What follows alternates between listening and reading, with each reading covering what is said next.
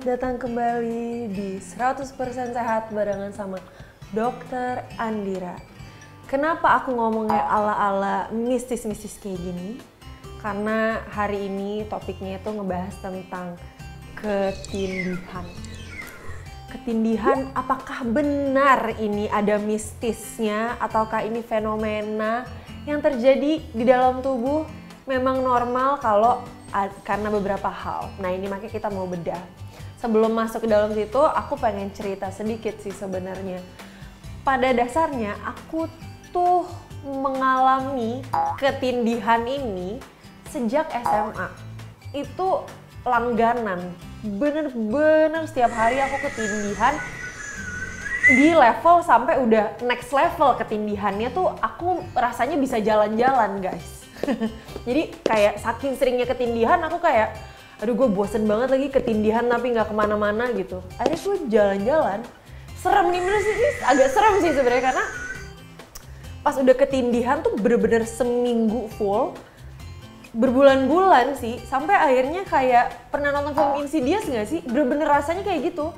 Gue bisa jalan-jalan kelilingin rumah yang nggak cuma di malam hari ya, jadi kalau ketiduran di siang-siang tuh juga bisa kayak gitu. Kayak aduh aku tuh sadar gitu kayak aduh gue nyangkut lagi nih di sini, nggak ada yang mau bangunin gue apa gitu. Serem banget nggak sih?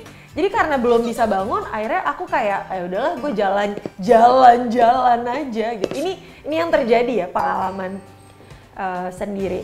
Tapi hal yang serem ya, meskipun aku tuh selalu pengen memberikan landasan teori kedokteran, tapi aku harus memberitahukan bahwa aku pun mengalami. Jadi pertanyaan ketindihan emang beneran mistis atau enggak, ada jawaban counter dari medisnya, tapi sayangnya yang memberikan teori mengalami gitu.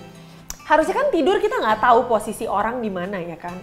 Kita harusnya nggak tahu orang rumah tuh lagi di mana aja gitu. Jadi tahu nggak yang terjadi apa? Pas aku jalan-jalan, aku pokoknya orang-orang yang hidup tuh kaku, kayak beku gitu.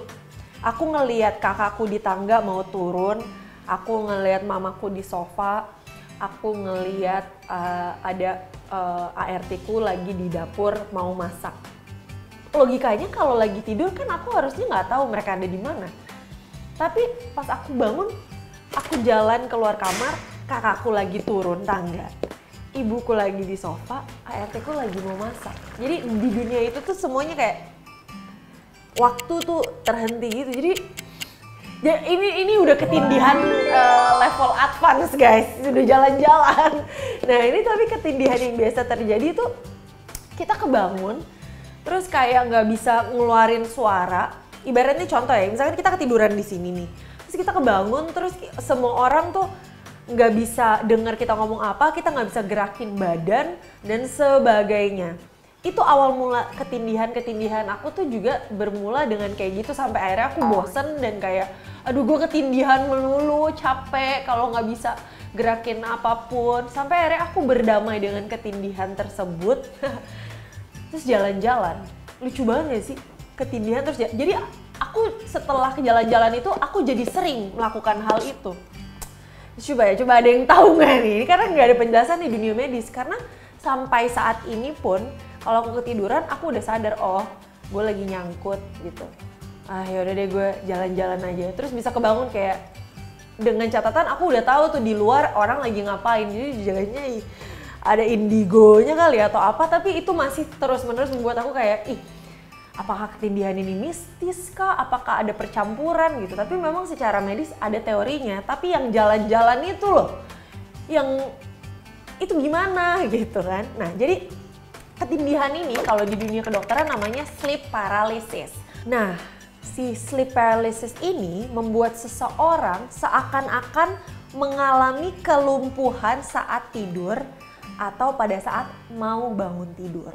Nah, kondisi yang dikenal sebagai ketindihan atau edisi kerennya adalah sleep paralysis ini sebenarnya cukup umum terjadi dan bukan sesuatu hal yang berbahaya, tapi menyeramkan ya.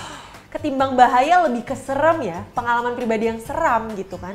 Nggak jarang fenomena sleep paralysis ini dikaitkan dengan hal yang mistis. Karena apa? Biasanya kalau lagi ketindihan ada yang bilang, ada yang ngelihat sosok, ada yang menggerayangi, ada yang apalah, tapi itu memang ada dan ada penjelasannya gitu. Hal ini umumnya terjadi ketika seseorang berada di masa transisi antara tertidur dan terbangun. Penjelasan mudahnya kayak gini. Mobil di starter, mobilnya belum siap jalan, mesinnya udah nyala gitu. Itu ketindihan. Jadi softwarenya udah bangun, badannya enggak gitu. Jadi kayak nyangkut gitu loh guys, makanya ketindihan. Nah ini nih penyebab sleep paralysis sih sebenarnya ada beberapa hal yang memicu. Salah satunya stres berat, kedua capek banget. Ketiga kebanyakan minum kopi, keempat tidur di bawah 6 jam. Dan ini memang sering banget aku rasakan tuh pada saat aku koas. Setiap kali aku habis jaga malam, apa gue lagi diikutin sama barang-barang dari rumah sakit ya? Jadi mistis. Pokoknya intinya kalau aku lagi capek banget, bener-bener capek, lagi kurang banget tidur, udah gitu bener-bener stres sama pelajaran yang dipelajarin, ketindihan ini tuh terjadi nih, si sleep paralysis ini. Akhirnya aku merasa, oh ternyata ada pencetusnya, makanya aku mulai memperbaiki tidurku, terus aku mulai meminimalisir kopiku, karena sehari itu di pas koas tuh ya aku minum kopi dalam rentang waktu 6 jam tuh bisa 3-4 gelas kopi gitu. Supaya bisa fokus, supaya bisa bangun. Bayangin kan bangun dari jam 9 malam sampai jam 6 pagi lo mau ngapain? Nonton ondel-ondel kan enggak, kita jaga IGD kok gitu. Jadi gimana caranya biar bangun ya minum kopi kita. Nah ternyata dampaknya yang nggak menyenangkan adalah aku sering banget ketindihan dan itu nggak menyenangkan, bikin kepalaku pusing, sakit, dan awalnya aku jadi takut gitu, kayak serem banget karena pengalaman pribadiku pas ketindihan aku ngeliat kayak ada bayangan hitam lah, aku nggak bisa teriak lah. Yang paling serem ya pada saat itu pas udah kuliah nih aku kayak minta tolong mamaku nemenin tidur, kayak mah temenin dong nih, berkali-kali udah ketindihan semingguan penuh. Udah minta ditemenin mama, ternyata pas ketindihan episode berikutnya mamaku itu di ketindihan episode lanjutannya mamaku berubah jadi hal yang menyeramkan, jadi aku nggak minta nemenin lagi. Serba salah gitu, kayak ya ampun, ketindihan stop, jangan terjadi lagi pada aku karena itu udah bikin pusing, bikin takut. Mana gue kerjanya di rumah sakit, mana gue jaga malam, mana gue nyetir sendiri, gue kayak ya ampun gitu kan. Tapi tadi ya, semenjak aku memperbaiki tidurku, meminimalisir kopiku, meminimalisir tingkat stres dan segala macam, si ketindihannya mulai kayak bersahabat. Bukannya jadi lebih nggak serem, cuman aku jadi lebih tahu, oh dia ternyata muncul kalau kita lagi capek banget tuh, lebih mungkin terjadi ketimbang orang yang tidurnya bagus, istirahatnya cukup dan sebagainya. Dan sleep paralysis itu ternyata ada jenis-jenisnya guys. Pertama, jenis hypnopompic sleep paralysis. Hypnopompic sleep paralysis terjadi ketika seseorang terbangun secara tiba-tiba saat otak belum siap mengirimkan sinyal bangun pada otot. Jadi otaknya udah duluan bangun, ototnya belum dibangunin. Jadinya logika juga belum logika banget gitu ibaratnya. Jadi yang bangun baru otak, ototnya enggak. Akibatnya tubuh tidak dapat digerakkan sekalipun sudah dalam keadaan sadar karena sinyal belum dikirimkan ke otot untuk bergerak. Itu jenis pertama, hypnopompic sleep paralysis. Yang kedua, hypnagogic sleep paralysis. Hypnagogic sleep paralysis ini terjadi ketika seorang baru saja tertidur. Pada waktu ini tubuh akan memasuki fase non-rapid eye movement dan mengalami relaksasi otot. Jadi pada fase ini seorang tiba-tiba tersadar, akibatnya akan timbul sensasi seakan tidak dapat bergerak gitu. Nah, edisi bisa bergeraknya adalah itu tidur-tidur yang rasanya kayak tiba-tiba jatuh dari mana, kepleset, itu tuh, ini fase kayak gini. Nah yang gak bisa bangun jadinya ketindihan, yang kebangun rasanya kayak abis jatuh dari gedung, kepleset dari mana lah, itu kaget. Nah itu, yang gak berhasil bangun selamat, Anda memasuki fase ketindihan, ya gitu kurang lebih. Nah jadi sleep paralysis sebenarnya fenomena yang dapat terjadi ke semua orang. Nggak cuma orang yang indigo, yang sensitif, lalala, lili, tidak.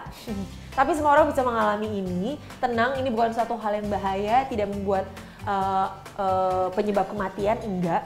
Tapi mungkin jadi takut iya kali ya kalau misalkan memang pas lagi sleep paralysis atau ketindihan ini terjadi, ada hal-hal yang dilihat. Nah ini memang dibenarkan juga sama jurnal-jurnal dan juga penelitian bahwa pada saat ketindihan atau sleep paralysis ini, karena otaknya juga bangun, ototnya belum bangun, terus belum bekerja secara 100% dan selaras, kadang-kadang ada visual, suara yang dinyatakan didengar gitu oleh orang-orang yang mengalami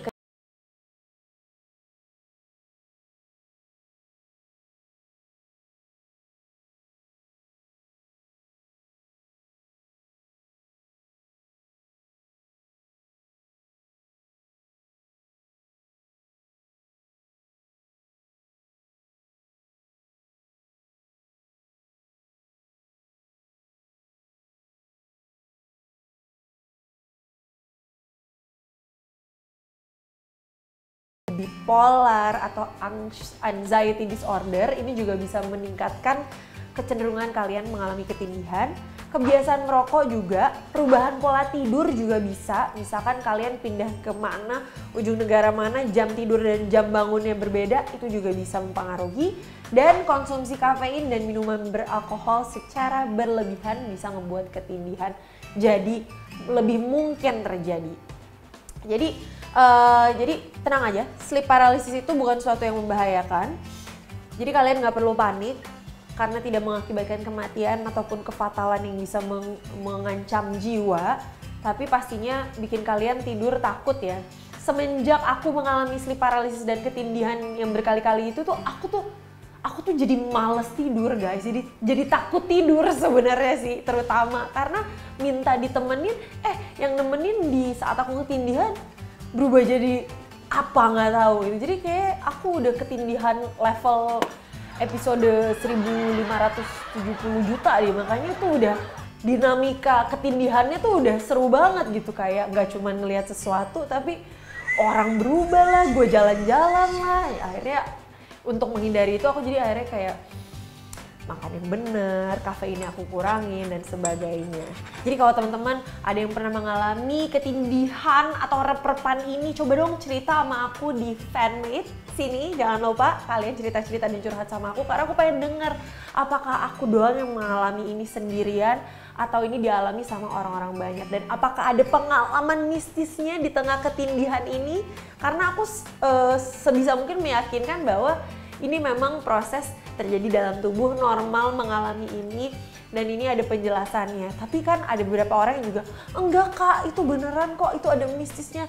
Makanya aku pengen tahu, aku pengen denger komentar dan opini dan juga pengalaman dari teman-teman sekalian. Jadi jangan lupa untuk login dan masuk ke fanmade supaya kita bisa ngobrol-ngobrol bareng-bareng. Dan juga tetap pantengin episode-episode 100% sehat yang berikutnya supaya kita bisa dapat informasi dan edukasi seru tentang kesehatan yang bisa menambah wawasan kita semuanya. Jadi see you on the next episode of 100% sehat. Bye-bye!